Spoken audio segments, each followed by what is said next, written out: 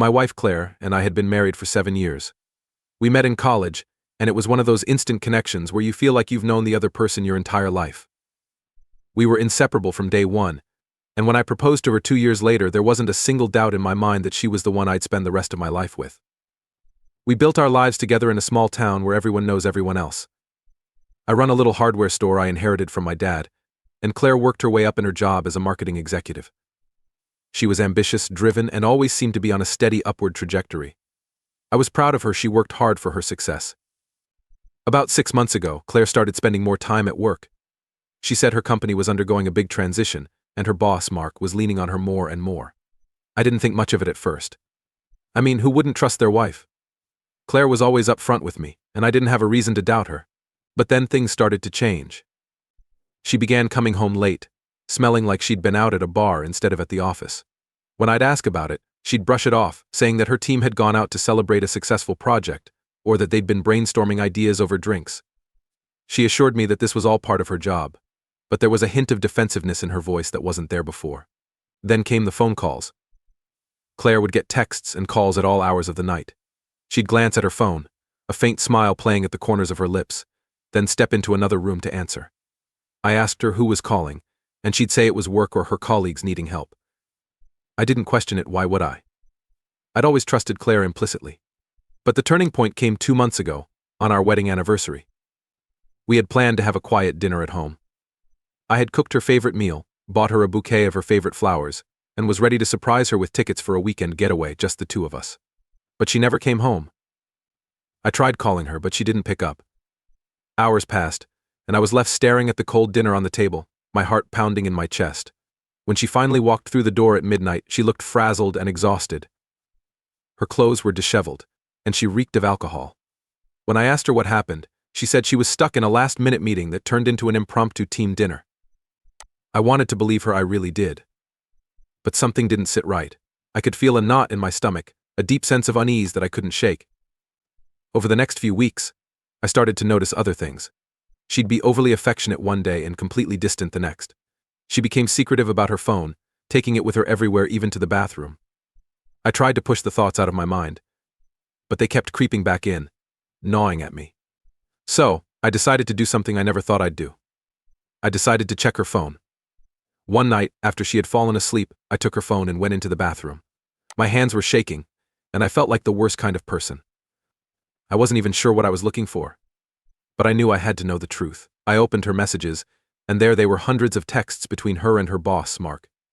At first, they seemed innocent enough, work-related mostly. But then I saw the emojis, the late-night messages, the "I miss you and can't wait to see you tomorrow" texts. My heart was pounding, and I felt like I might be sick. I scrolled further, and that's when I found them, the explicit messages, the photos, and the plans for their next meeting. I felt like the floor had been ripped out from under me. My whole world shattered in an instant. I didn't confront her right away. I needed to know more. I needed proof. So I decided to follow her. The next day I told Claire that I had to visit my mom in another town. She seemed relieved, almost eager for me to leave. I watched her get ready for work, her usual routine, except there was an extra bounce in her step, a hint of excitement in her eyes. It made me sick. After she left, I waited for about an hour, then got in my car and followed her. I kept my distance, driving carefully so she wouldn't notice. She went to the office, as usual, and I parked a little way down the street, watching from a distance. About an hour later, I saw her come out with Mark. They walked to a nearby cafe, laughing and smiling like they were on a date. I felt a surge of anger and pain. They were so comfortable, so at ease with each other, like they'd been doing this for a long time. After their coffee, they left the cafe, and I followed them again. They drove to a hotel on the outskirts of town. My hands were trembling as I parked my car and watched them walk inside. My heart was racing, my breath coming in short, sharp gasps. I waited for what felt like an eternity, trying to decide what to do next. I could feel my heart breaking with every passing minute, the weight of betrayal crushing me. Finally, I made my decision. I got out of my car and walked into the hotel lobby. I went up to the front desk and asked if Claire Williams had checked in. The receptionist glanced at her computer, nodded, and confirmed that she had just checked in with Mark Thompson. My blood ran cold. I asked for the room number, and after some hesitation and a lie about needing to deliver an urgent message, the receptionist gave it to me. I walked to the elevator, my legs feeling like lead, my mind racing with thoughts of what I might find. When I reached their floor, I hesitated outside the door, my hand hovering over the doorknob. I took a deep breath, braced myself, and knocked. I heard footsteps, a muffled voice, and then the door opened. There they were. Why? Claire, with her hair tousled, her shirt half-buttoned, and Mark, standing behind her, looking startled and guilty. The look on Claire's face was one I'll never forget, a mix of shock, fear, and regret. She tried to speak, but no words came out. I could feel the tears welling up in my eyes, but I refused to let them fall. "So this is the big meeting you were talking about," I said, my voice steady despite the storm raging inside me. Claire's face turned pale. It's not what it looks like, she stammered, but her words sounded hollow and empty.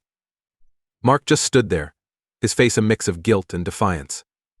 I wanted to punch him, to scream, to do something, anything to make the pain stop. But I didn't. Instead, I turned and walked away, leaving them standing there in stunned silence. I drove home in a daze, my mind racing with a million thoughts. I felt numb, like I was trapped in some horrible nightmare I couldn't wake up from. When I got home, I sat in the dark for hours, trying to make sense of everything. Claire came home later that night. She tried to explain, to apologize, but I didn't want to hear it. I felt broken, betrayed, like my whole life had been a lie. I told her to pack her things and leave. She begged me to listen, to give her a chance to explain, but I couldn't. I just wanted her out of my sight. She left that night, and I haven't spoken to her since. I filed for divorce the next day. I don't know where to go from here. I feel lost, broken, like I've lost a part of myself. The woman I loved, the woman I trusted with my whole heart, betrayed me in the worst way possible. I don't know if I'll ever be able to trust again. Maybe someday I'll find a way to heal, to move on. But for now, I'm just trying to get through each day, one step at a time.